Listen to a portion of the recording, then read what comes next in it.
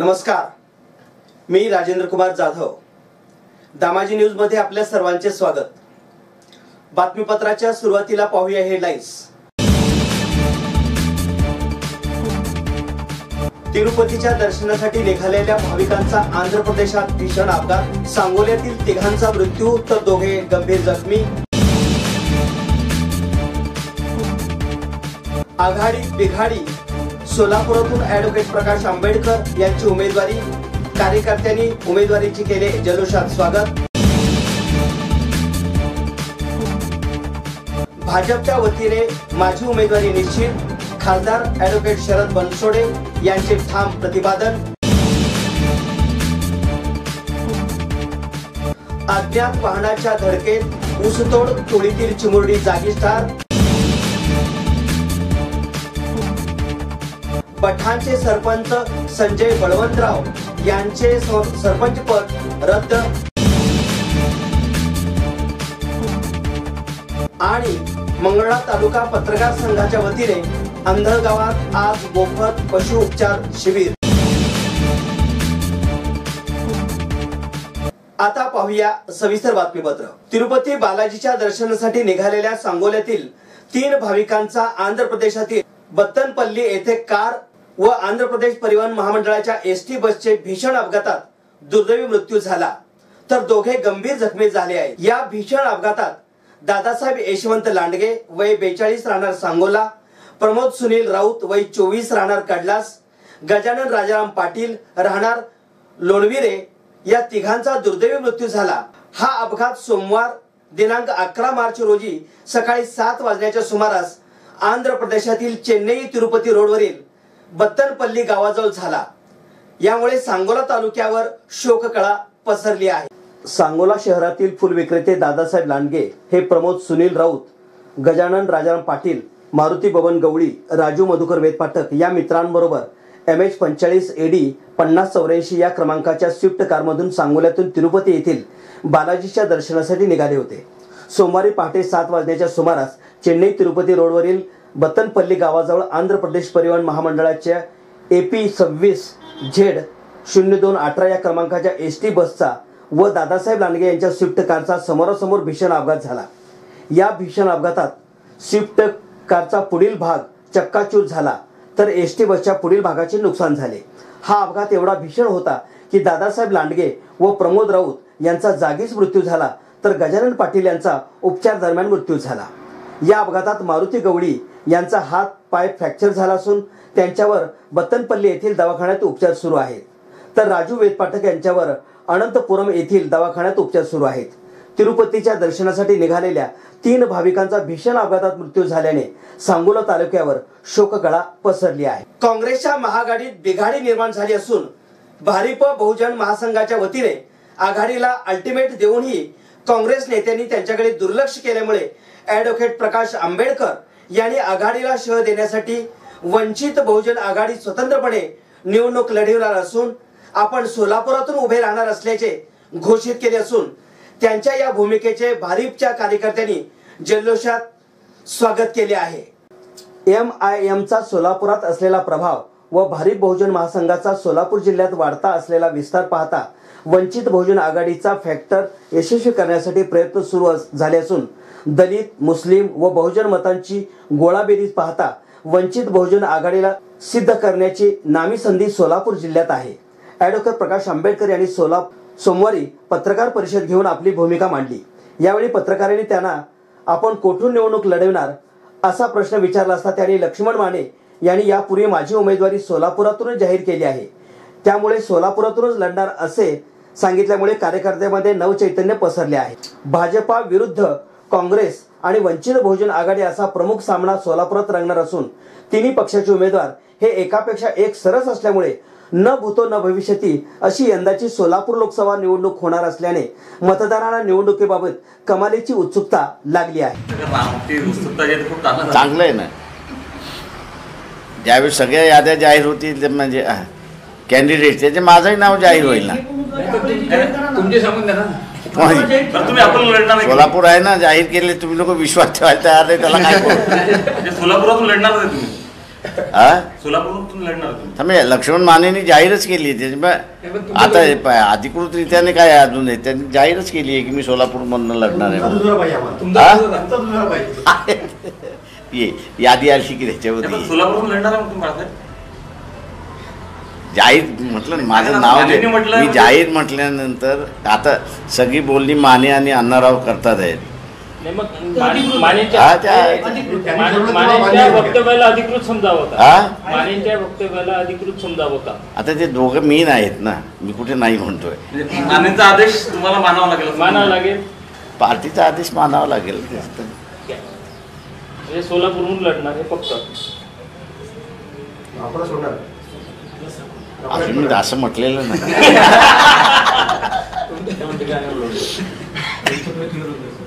दोन्ही ठिकाणून लढणार कोण तुम्ही?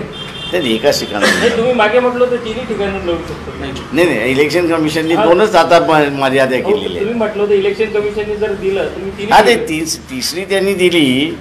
इलेक्शन कमिशननी 3 मतदारसंघात लढण्याची परमिशन दिली तर आम्ही तिन्ही ह्याच्यामध्ये लढतो दोन ना. पक्के आहेत. पण कायद्याने अजून नाही आहे. कायद्याने तुम्ही पाहिजे तेवढ्या मतदारसंघात हे करू शकता. इलेक्शन कमिशननी फक्त 2 ऑर्डर काढलेली आहे, त्याच्या ऑर्डरला तशी काही महत्त्व नाही. बरं, हे दोन पक्के आहेत. सोलापूर मी सांगतो, उद्या सांगतोय ना. सोलापूर पक्का आहे ना बाळासाहेब? मी आत्ता तरी पक्का आहे. भारतीय जनता पक्षात इच्छुकांची संख्या वाढते ही गोष्ट अभिमानास्पद आहे. परंतु यावेळी सोलापूर लोकसभा मतदारसंघातून भाजपच्या वतीने आपलीच उमेदवारी निश्चित असल्याचे ठाम प्रतिपादन खासदार शरद बनसोडे यांनी पत्रकारांशी बोलताना सांगितले. यावेळी ॲडव्होकेट बनसोडे म्हणाले, सोलापुरातून मी खासदार अमरजित साबळे, डॉक्टर जय सिद्धेश्वर शिवाचार्य महास्वामी हे तिघेजण इच्छुक आहोत. मी सोलापूर जिल्ह्यातील भाजपच्या कार्यकर्त्याचा व मतदारांचा कानोसा घेतला असता अमरजित साबळे हे उपरा उमेदवार ठरतील. शिवाय सह्या घेण्यासाठी आम्हाला पुण्याला जाणे परवडणार नाही असेही कार्यकर्त्यांनी बोलून दाखविले. मी स्थानिक आहे, कन्नड भाषिक आहे, लोकांमध्ये मिसळणार आहे. त्यामुळे भाजपच्या वतीने पुनश्च आपलीच उमेदवारी निश्चित असल्याचे त्यांनी सांगितले. दरम्यान प्रदेश भाजपाने डॉक्टर जय सिद्धेश्वर शिवाचार्य महास्वामी यांचे नाव निश्चित केले असले तरी त्यांचे बेडा जंगम जातीचे प्रमाणपत्र हे टिकणारे नाही. शिवाय पक्षाला या मतदारसंघातून कोणतीही रिस्क घ्यायची नाही. त्यामुळे त्यांच्या उमेदवारीची चर्चा असली तरी आपलीच उमेदवारी जाहीर होणार असल्याचे बनसोडे म्हणाले. कर्नाटकातील निराणी साखर कारखान्याची टोळी कारखाना बंद झाल्याने येरमाळ्याकडे जात असताना मंगळडा येथील टोल नाका परिसरात एका अज्ञात वाहनाने 4 वर्षीय मुलीला चिरडल्याने ती जागीच ठार झाली. गजरी संतोष जाधव असे त्या मृत मुलीचे नाव असून या घटनेने परिसरात हळहळ व्यक्त होत आहे. कर्नाटकातील मुधोळ येथील निराणी सहकारी साखर कारखान्याच्या गळीत हंगाम बंद झाल्याने येरमाळा जिल्हा उस्मानाबाद येथील ऊस तोड कामगार आपल्या मूळ गावी मंगळडा मार्गे परत जात असताना ते टोल नाका परिसरात चहा पिण्यासाठी हॉटेल शिवनेरीमध्ये गेले होते. चहा पिऊन वाहनाकडे परत असताना मयत मुलगी गजरी वय 4 ही मुलगी आईकडे जात असताना सोलापूरकडून भरधाव वेगात येणाऱ्या अज्ञात वाहनाने जोराची धडक दिल्याने ती जागेवरच मयत झाली. या घटनेनंतर ऊसतोड कामगारांनी एकच आक्रोश केला. गावाकडे परत असताना काळाने घाला घातल्याने हळहळ व्यक्त होत आहे. ही घटना रात्र 8:30 वाजता घडली. या घटनेचे वृत्त समजतात सहाय्यक पोलीस निरीक्षक महेश विधाते, पोलीस उपनिरीक्षक गणेश निंबाळकर यांनी घटनास्थळी येऊन वाहतूक सुरळीत केली. रात्री उशिरापर्यंत या घटनेची नोंद पोलिसात घेण्याचे काम सुरू होते. जात पडताळणी प्रमाणपत्र रद्द झाल्याच्या कारणावरून बठाण ग्रामपंचायतीचे सरपंच संजय बळवंतराव कोळी यांचे सरपंच पद सोलापूर जिल्हाधिकारी डॉक्टर राजेंद्र भोसले यांनी रद्द केले आहे. बठाणचे सरपंच पद हे अनुसूचित जमाती प्रवर्गासाठी राखीव होते. संजय बळवंतराव यांनी सरपंच पदाचा अर्ज भरताना त्यांनी उत्तर सोलापूर कार्यकारी दंडाधिकारी निर्गमित केलेले जातीचे प्रमाणपत्र दाखल केले होते व ते थेट जनतेतून सरपंच म्हणून निवडून आले होते. वास्तविक पाहता संजय बळवंतराव हे महादेव कोळी जातीचे नसून त्यांनी त्यांच्या जातीचा बनावट दाखला तयार केला आहे. तसेच 6 महिन्याच्या मुदतीत जात वैधता प्रमाणपत्र सादर करण्याबाबत हमीपत्र दिलेले होते.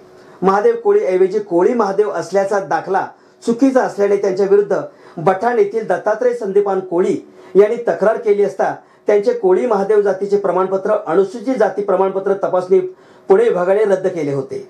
त्यानंतर दत्तात्रय कोळी यांनी ॲडव्होकेट बापूसाहेब देशमुख यांच्या मार्फत महाराष्ट्र ग्रामपंचायत अधिनियम 1958 कलम 30(1) अन्वये सोलापूर जिल्हाधिकारी यांच्या न्यायालयात ग्रामपंचायत विभागात अर्ज दाखल केला होता। त्यांची सुनावणी नुकतीच झाली असून जिल्हाधिकाऱ्यांनी अर्जदाराचा अर्ज मंजूर केला असून बठाण ग्रामपंचायतीचे सरपंच संजय बळवंतराव यांचे सरपंच पद रद्द केले आहे। मंगळवेढा तालुका पत्रकार संघ, जिल्हा दैनिक वृत्तपत्र पत्रकार संघ, मंगळवेढा तालुका साप्ताहिक संपादक संघटना, महाराष्ट्र राज्य पत्रकार सुरक्षा समिती मंगळवेढा तालुका व श्रमिक पत्रकार संघ मंगळवेढा यांच्या संयुक्त विद्यमाने व पशुवैद्यकीय दवाखाना अंधळगाव यांच्या सहकार्याने मंगळवार दिनांक 12 मार्च रोजी सकाळी 10 वाजता अंधळगाव येथील लेंडवे चिंचाळे रोडवरील डांगे वस्ती येथे मोफत पशुउपचार शिबिराचे आयोजन करण्यात आल्याची माहिती मंगळवेढा तालुका पत्रकार संघाचे अध्यक्ष ज्ञानेश्वर भगरे यांनी दिली। सदर शिबिराचे उद्घाटन जिल्हा परिषद सदस्य शैला गोडसे यांच्या हस्ते व कृषी उत्पन्न बाजार समितीचे सभापती सोमनाथ अवताडे यांच्या अध्यक्षतेखाली तसेच जिल्हा पशुसंवर्धन अधिकारी चंद्रशेखर देवज्ञ, पशुसंवर्धन सह आयुक्त दिनकर बोर्डे, तालुका पशुवैद्यकीय अधिकारी दादासाहेब मेटकरी, अंधळगावचे पशुवैद्यकीय अधिकारी सुहास सलगर यांच्या प्रमुख उपस्थित करण्यात येणार आहे।